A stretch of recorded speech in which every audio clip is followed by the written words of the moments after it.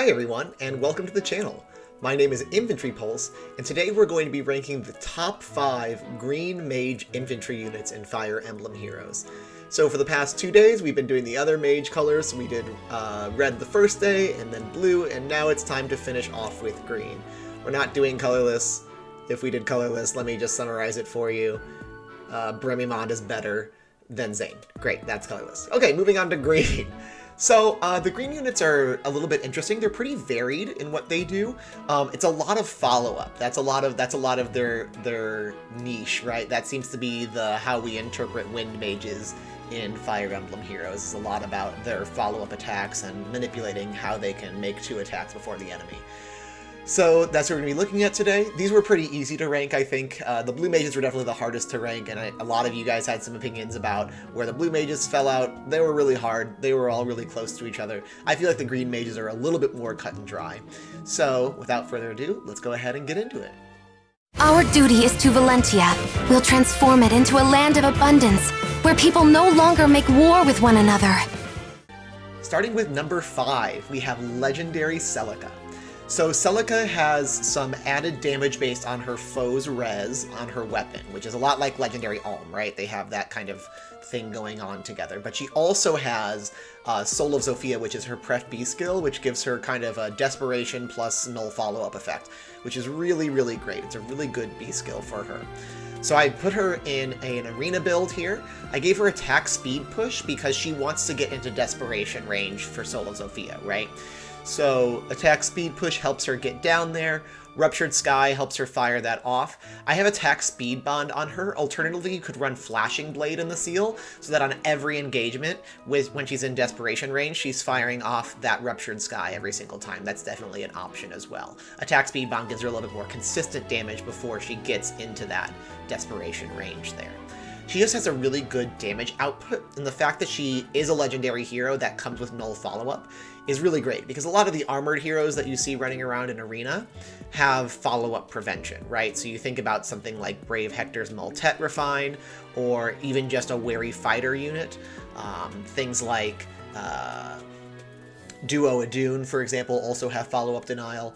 So like those are really strong units that you have to be able to deal with. And so Celica does a really great job of dealing with them. She's very fast, she hits very hard, and she gets extra damage based on how high the foe's res is, which is going to be pretty high on most of those armored units in the arena.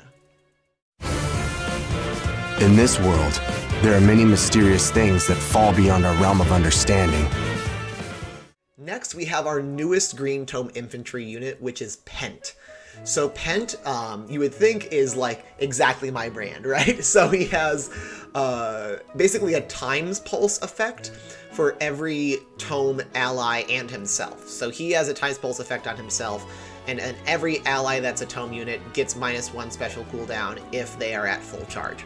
And they have to be at full charge, right? So he is somewhat of a counter to Pulse Smoke in the fact that he gives his allies times pulse, but only if they are at fully charged, right? So if they are a 2-charge unit, then he can times pulse them down, but they're not going to get infantry pulsed again, right?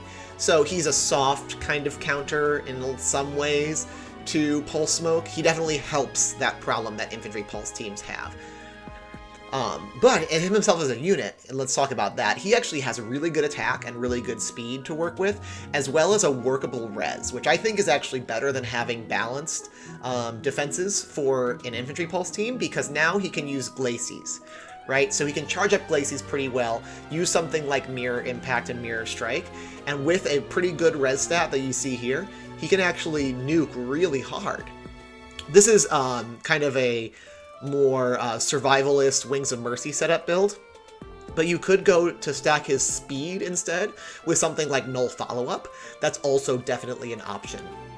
Being a Green Tome unit definitely helps his matchup against, you know, something like a Brave Hector who is, you know, omnipresent in Aether Raid's offense. So having something like Sturdy Impact Null Follow-Up is also a very good option for you. Also, using him outside of Infantry Pulse teams is extremely viable. So the Tome of Reglay doesn't Reglay? Doesn't matter. So it charges regardless of the movement type of the unit. So it can charge up your cav tomes, it can charge up, you know, your flying tomes if you have those. It's universal as long as they're a tome. So that's really helpful to pre-charge something like Moonbow on your Reinhardt if you don't want to use the Quick and Pulse Seal. So overall, a very strong unit, definitely helpful to infantry pulse teams, as well as being a competent unit by himself. I've got you right where I want you, and I'm never going to let go. At number 3, we have Rajat. And Rajat is one of those often overlooked units simply because a lot of people just don't have her. She came out a little bit later than the other Thanos Snap units, right? So she is on the revival banner, so you can get her fairly easily if you want to, but it only comes around, you know, once or twice a year. So her Obsessive Curse gives a flash effect, and 2-space flash effect. It's basically Kempf's weapon, if you're familiar with Kempf's Venom Edge. It's basically that, but on a ranged tome, which is a lot better.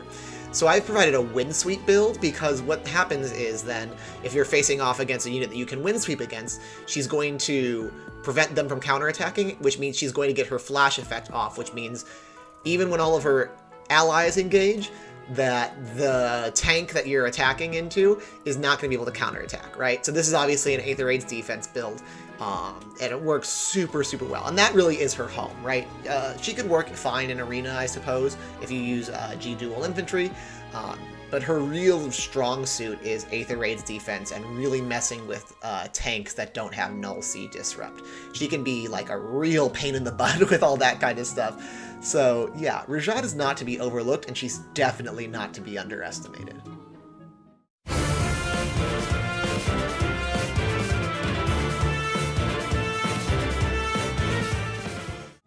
Next up, we have one of my favorite green mages, and that is young Merrick. He's just little green bean in a silly hat. So his weapon has a conditional null follow-up in it, right? So if he has a visible buff, or if his HP is above 50%, he automatically gets null follow-up, right? So that's really good. Plus he has a pref special that has damage that scales off of his speed, which is quite high, and also heals himself and all of his allies for 10.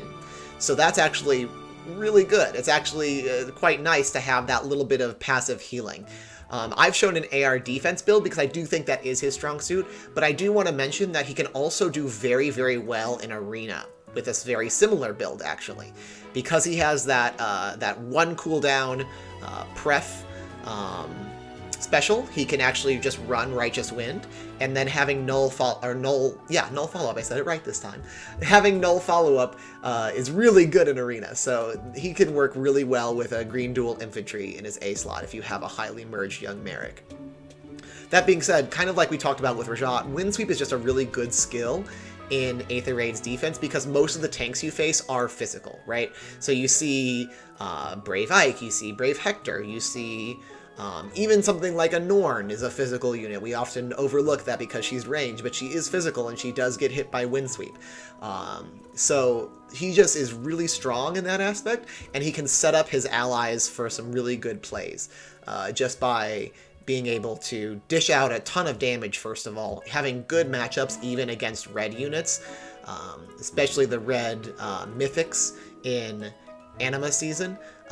Just because also, I should mention, his tome also has effective against flyers, right? So you would think that Plumeria has very high res, and so she should be able to deal with young Merrick just fine, but that's not the case, because Merrick actually has effective damage and a super high damage ceiling, right? So he can really, really, really dish out some damage, and I like young Merrick for that aspect.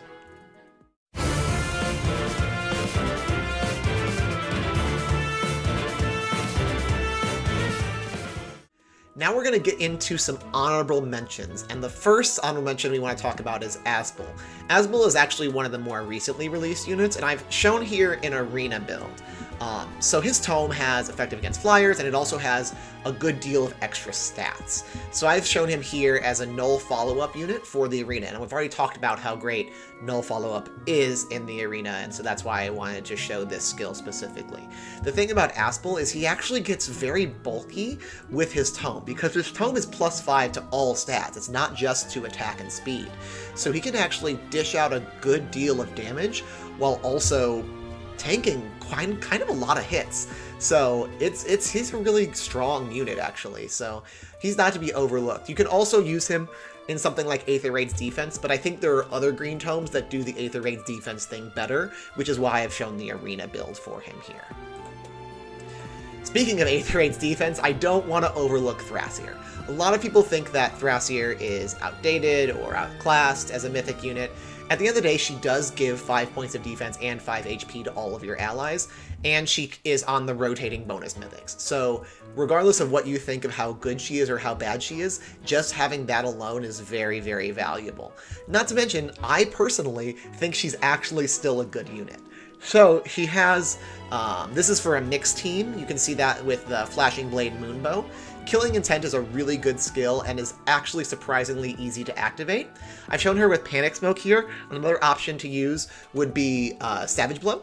So definitely activating Killing Intent is any unit that's damaged or any unit that has a penalty. So Panic Smoke and Savage Blow are both good things. Poison Strike, I guess, is also an option, but that's not a C-slot skill for her. That would be for someone else, right? Then her Tome gives her extra stats as well. It prevents quick riposte and Maltet and all those kind of skills that guarantee a follow-up. So I think she's still a good unit. You know, I know that people think she's outdated or outclassed, but she does still put in a lot of work and can kill kind of a surprising number of units with a build like this. And then finally, for our honorable mentions, I want to give a shout out to Lewin. And this is an Aether Raid's offense Lewin. He can work really well on defense. He's actually a very, very good defense unit with a null follow-up build, similar to what you see here, except for maybe doing an infantry pulse team and putting a, you know, a Dragon Fang or something on his special. But what I want to show here is a specific counter to Far Save Hector, who is becoming really problematic on defense teams. So this is a unit that absolutely demolishes Far Save Hector. So he has 2 hits that he has with color advantage against Hector, and also has Flashing Blade Moonbow to go off of. He gets a bunch of extra attacks. This is a unit that just demolishes Hector, and he's good to run, and like, this is not something you want to run on your everyday team. This is like a specific counterplay pick. If your tank that you have has trouble countering Far Save Hector, I would really recommend building a Lewin. Even if it's only just +1, he's really, really good at countering. With this specific build, I want to be clear. You want to build a null follow-up Lewin with something like Flashing Blade Moonbow. He's really, really good at countering these Far Save units, and he shouldn't be overlooked as a good tech option for Aether Raid's offense.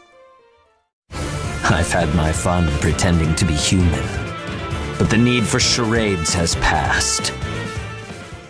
And finally, our #1 pick for Green Tome Infantry units is Fallen Leon. I think that's probably no surprise to a lot of people. He's a really good unit. He has a Raven Tome that works only against ranged units, but he has a very high amount of damage reduction against ranged units as well.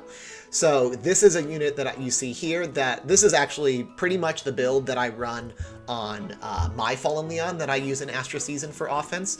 And I do run him with near save Brave Hector. So running him with a near save unit is a really good idea because he has a very strong matchup against ranged units, but his weakness is going against those melee units. You can obviously build him with close foil and he'll still actually do very, very well. But I think his strength is just countering those ranged units a lot better. I use quick riposte. Some people prefer to just stack attack with him rather than trying to get him to double or whatever. But I think that quick riposte is actually good. It secures some kills that might be problematic otherwise. And yeah, he's just a very thick unit. His damage reduction is very powerful. Being green in color really doesn't hurt him that much either. He does have kind of a bad matchup again, not kind of, he has actually a quite bad matchup against Duo Lif, but that's really the only super bad matchup he has against the ranged unit. Otherwise, he is a very solid tank for you to use in Astra Season offense. Or even Light Season offense. I have to be honest with you, he has a good matchup against Brambimond as well. So that's also something to consider just because of the Raven Tome effect. But yeah, very thick tank, very hard to kill. So that is the video, everyone. I hope you guys have enjoyed watching this series. We are definitely going to be doing more of these. So I've finished up the tome units. Next, we're going to go to the physical melee units. So I'll be putting up a poll tomorrow about whether you want to see sword units, lance units, or axe units first, and those will be the next units that we want to tackle. I'm definitely going to work my way through all of the infantry units first, and then maybe we'll see about doing, you know, like calves or flyers or armors or something. But I just wanted to get these guys out of the way, and yeah, that's all I really have to say. Thank you guys so much for watching. If you liked the video, make sure to give it a like on YouTube, and also to subscribe to the channel if you haven't already. Thanks so much for watching, guys. I'll talk to you guys later. Bye!